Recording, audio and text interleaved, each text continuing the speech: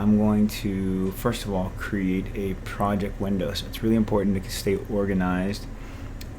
We're going to go to File, Project Window, and I've already created it, but if you click on the word New, you can call it Spoon, Knives, Fork. Alright, and then I have the location I want it to be in. It's on my C drive. Alright, so you select that location and then you click accept. I'm not going to click accept because I already did it. In the link that I'll provide for you guys, it will have the source files as well. So if I go to projects, you could see under here there are some images. Alright, so first you have this butter knife, and then we have this profile of a fork, best that we can do, and then this is my main source of inspiration for this project, and that's about it. So let's get started. So first things first, you could change the background of your image by pressing Alt, holding Alt and press B. Alright, I like this classic one. And let's go into our, press spacebar. Let's go into our front Z, so hover over it, press spacebar, and then we're going to click on the word View, Image Plane, Import Image, just like so. Now, the image that we're going to be using, there'll be several of them, okay? I really like this one because of the profile of the spoon, okay, and this one here for the shape of that spoon, okay. So we'll be using the utensils.jpg, and we'll also be using the spoon bottom and side. Alright, so let's bring that one up first. Now we'll click on that image plane, press R, and scale it up pretty big. Now let's press spacebar, and what I like to do is go into my perspective and then take my manipulator tool and then like move it back so it's not directly on the axes there. Okay, cool. So first things first, let's start modeling. This is the grease pencil tool, and I'll be using it just to kind of help me explain the workflow. So let's use a different color. Alright, so if I were to draw those two lines there and then that one, this is essentially going to be the rough shape of our 3D model with maybe some lines going that way. Alright, so this is just kind of like a reference so you guys can see exactly how I'm going to approach this thing.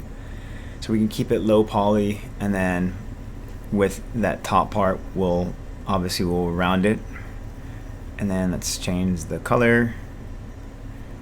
Alright, let's do this. Okay, cool. And I'll add like a few insert edge loop tool going along there like that. Just like that. And then on the other side as well. And then we'll take all of those edge loops and bring them straight down the center of that handle. So without any further ado, let's delete that. I'll start off with a very simple polygon plane, and then if you go to create polygon primitive plane, make sure that the interactive creation is on. Otherwise, every time you try to create an object, it just kind of pops up like right there, you see. So go to create poly primitive interactive, and then click here. Another thing I want to do, sorry y'all, is just kind of center this image on that axes. So if I go to display grid option box, I just change my axes to a color that is visible.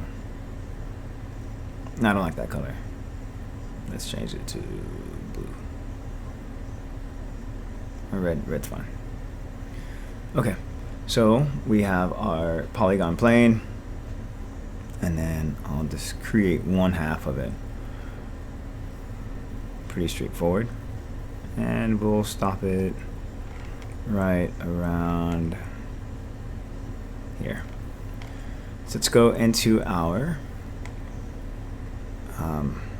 inputs. All right, so this is your channel box editor. Control A to take you from your attribute editor to channel box editor. And then we want to increase the subdivision width. So click on that word, hold middle mouse button and drag. So I'll add 4, and then we'll add, we can always add more if we want to. Just to keep this simple, let's change the subdivision width back to 0. I think it's easier if we just get the width of this down, and then we can always work on the roundness of this later. So let's change that to 5. Let's change it to 6. Alright, so that's going to be the middle of it. So right mouse click and hold, vertex, select that vertex, bring it over, and then I'll take those two at a time, and there we go. See? Pretty straightforward. And we'll bring that one over like that. And then with the top one, I'm actually going to bring it down like that. So it's kind of like in the middle of that point and that point, like a triangle. And then right mouse click and hold, object mode. I'll press spacebar, go into my perspective, and then you guys can see this is what it looks like so far. Okay, so let's go into our side view. View, image plane, import image. Now, just kind of hands down, you guys can approach this any way you want. This is just my approach. All right, let's take that and we'll open up that image. So spoons, bottom side view, open. We'll take this, press E, and I'll hold J, which means discrete rotate, and it kind of rotates it like that. So I'm holding J. And then I'll press W, move it up. I'll press R and I'll scale it up. So what I need to know is where's the top of this spoon and where's the bottom of it, right? I know where it is in my front view, but in order to use it as a reference in my side view, I have to create a few markers. So this is what I like to do. I like to create, I don't know, let's just use a polygon cube. I'll hold shift, and you can see I place that cube right at the top of my spoon. I'll press and hold shift, click on the y-axis, bring it down, and this is going to go about right here. Now let's take this edge of our spoon, right mouse click and hold, go to edge, click on this guy, this edge, hold shift, extrude it down once, and then we can right mouse click and hold, go to vertex, select that vertex, and then bring it on in like that.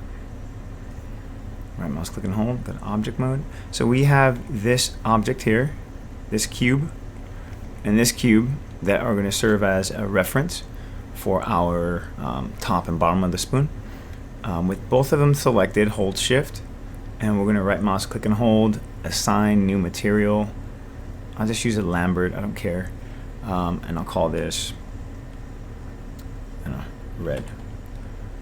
and then we'll make this red. And the reason why I'm making it red so that it's easy to see. So now let's go to our side view, and this is the top of our spoon, bottom of our spoon. So we have to take this image and scale it up.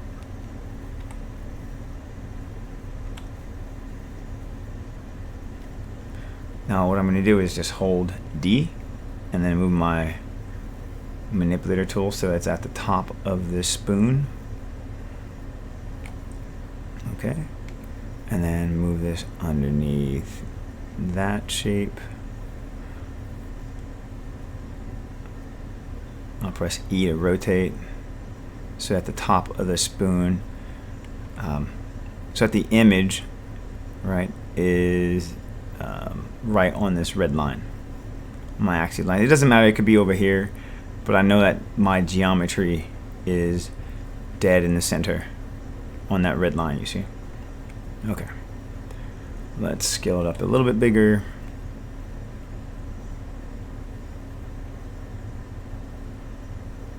And I'll rotate it just a little bit more.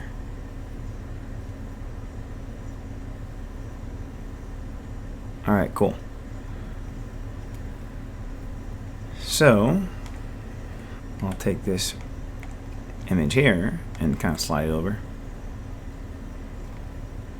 I'm moving it back even further. All right. So let's take these vertices, 1, 2, 3, 4, 5, 6. These 6 vertices, and we're going to start curving them. All right. So in our side view, I'm going to drag them over like this. I'll take that one, slide it forward. This one, slide it forward.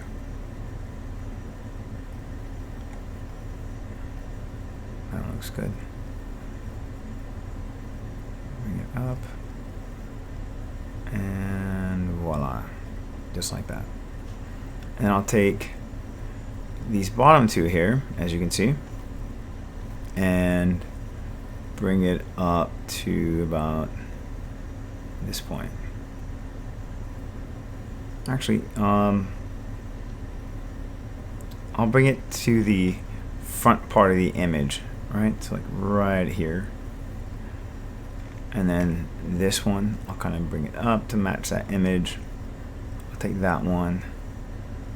And that looks good. I don't want it to be too straight, so kind of giving it my own little curve. Nice.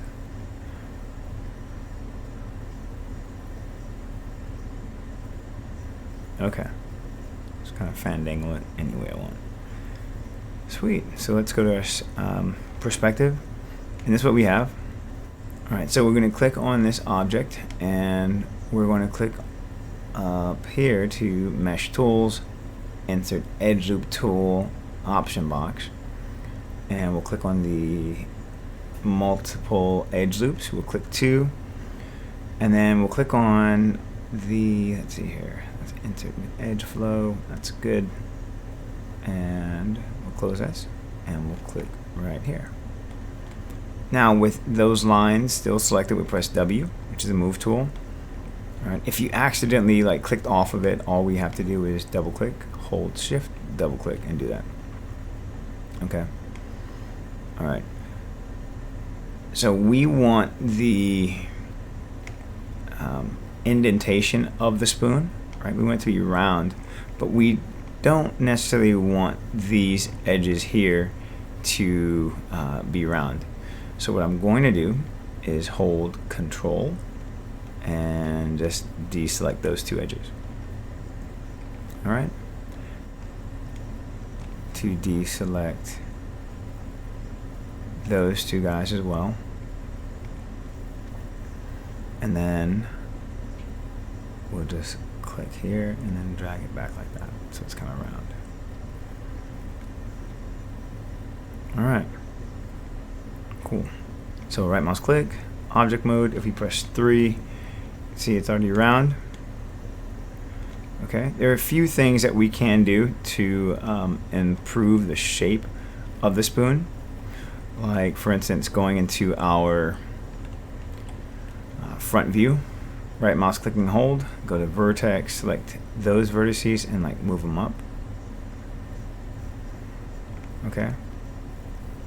Taking that one, maybe moving it down.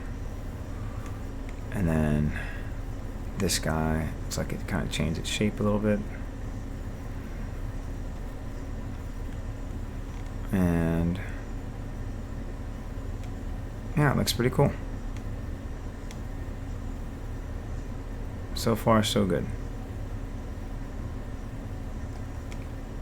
Now, if you see anything on here that looks a little off, like I see these 2 points, I want to move them back here in my side view. Just kind of move them over to the right. Okay. Cool.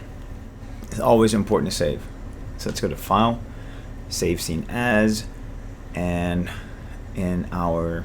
Okay, so this is Maya's default window.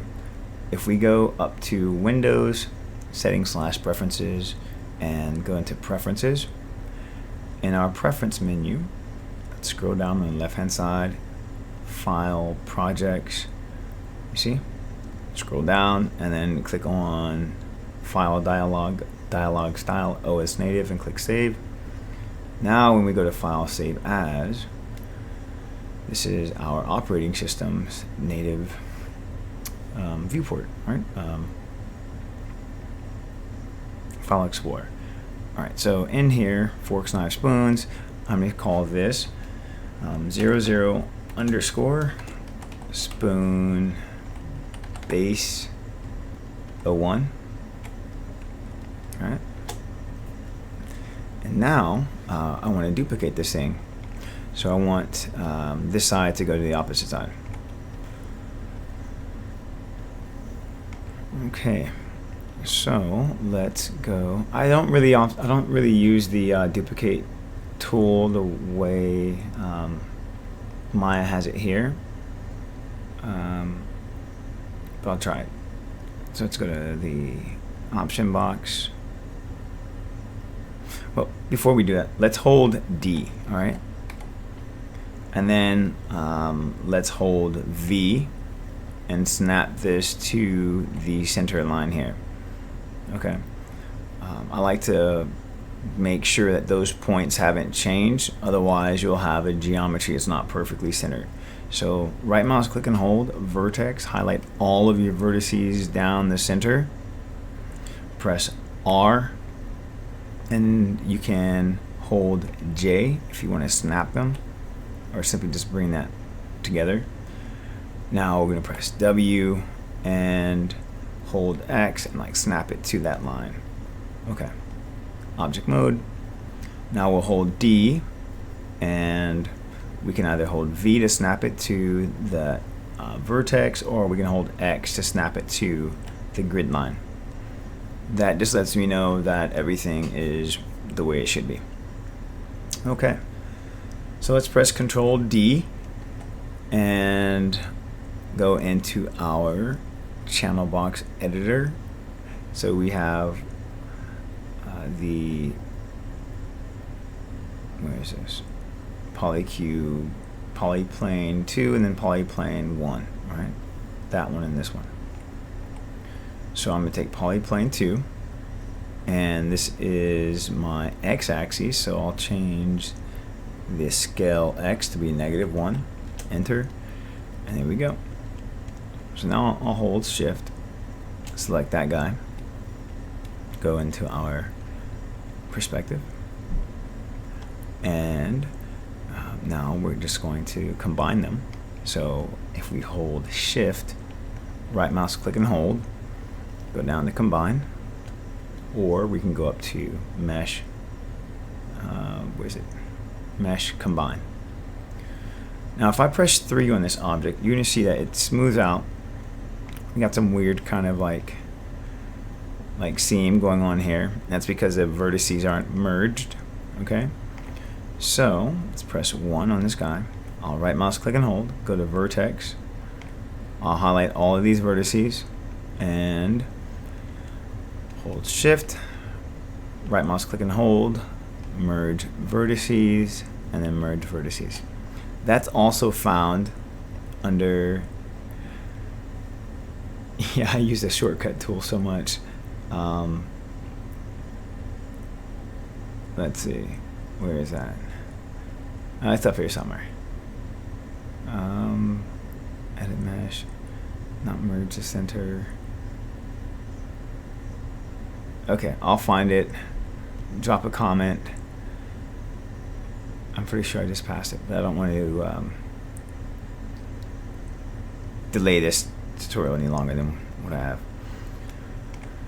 Okay, so now when we press 3, that scene is no longer there.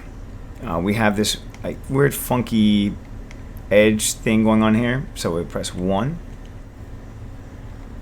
Now those things are still there, so let's just delete those points, those vertex points, and it looks nicer.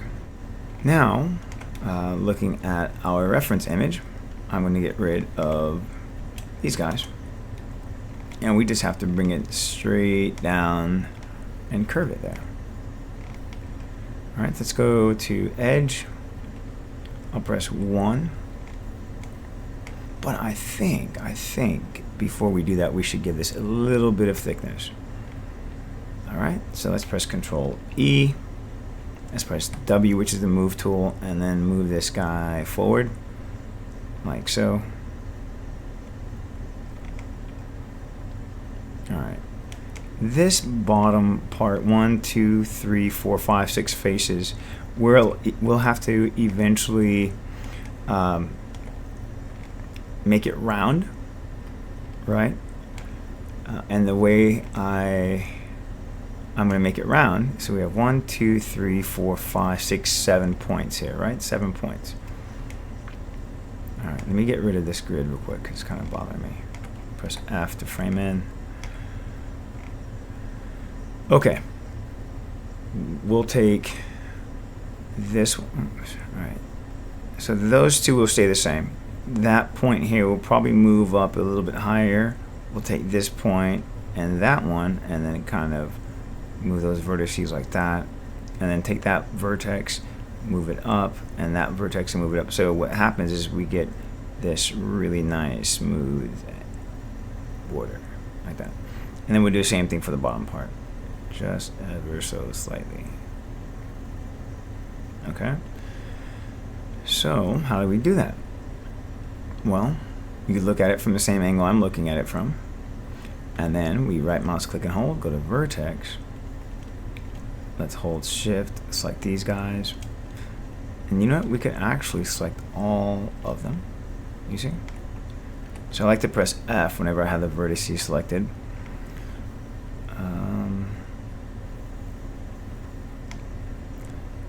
And let's move them forward just a little bit.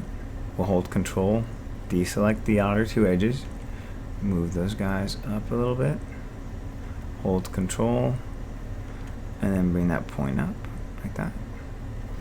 And we'll do the same thing for the bottom part, so we'll hold Shift, select all of those vertex points, and move them down like that.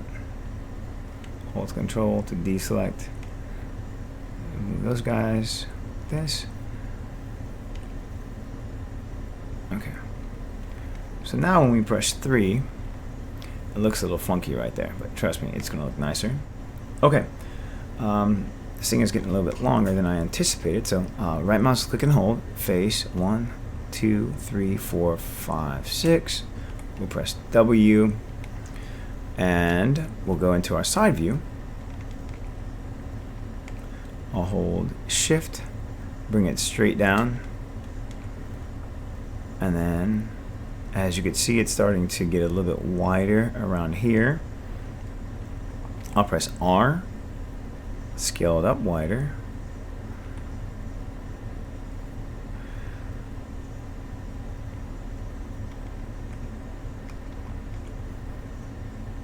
and then we will hold Shift, do this, press E, it kind of rotate it,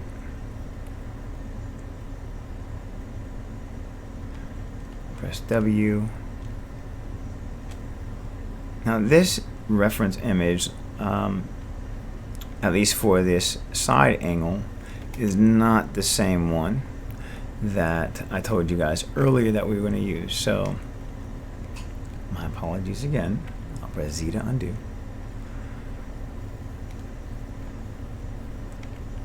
I'll bring this straight down here.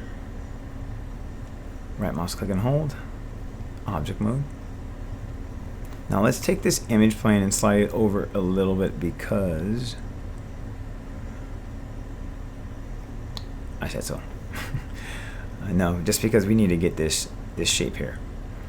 So let's right mouse click and hold, go to vertex. Let's highlight that one edge, hold shift, highlight that edge, we'll bring it up. Press R, we'll scale it out. Highlight that one, hold shift, highlight that one, drag it out. Press W, move it up. And then last but not least, we'll highlight those three. Okay, sweet.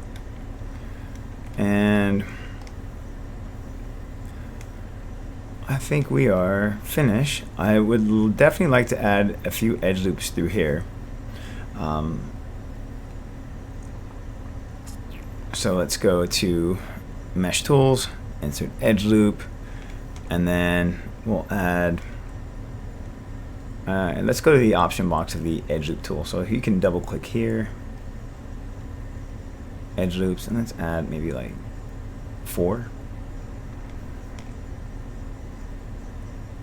And now again, from the side view, it was just a reference for the top part of the spoon, not necessarily the shape of that handle.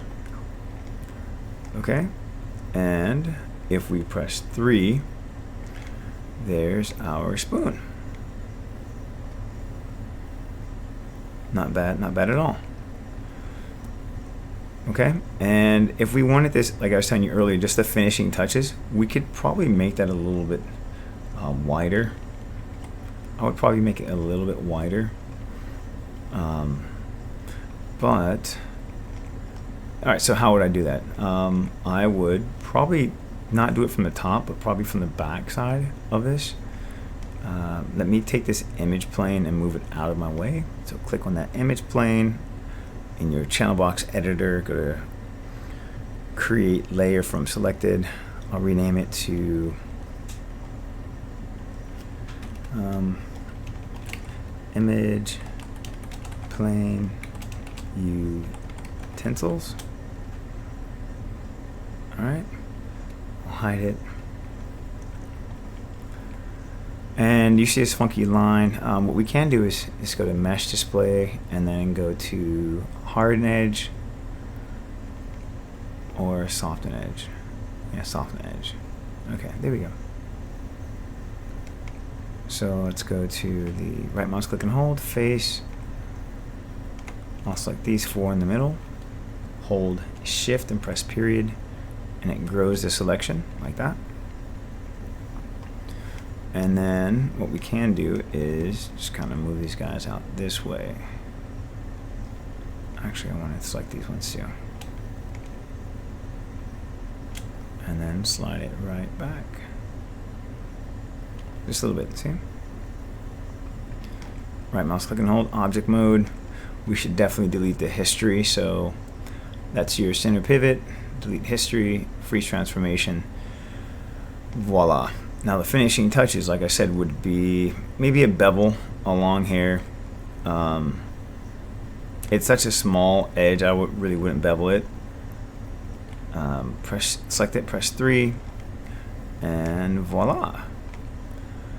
So if you want it to look really nice in your viewport, click on the anti-aliasing, and it kind of sharpens up the edges. You can give it a little bit of, that's motion blur, but ambient occlusion, a little shadow. And that's it. We'll see you guys in the next tutorial to create the let's go with the fork. And then after the fork, we'll create the butter knife, and then we'll just modify those two and create these ones here. All right, you guys have a good one. Peace.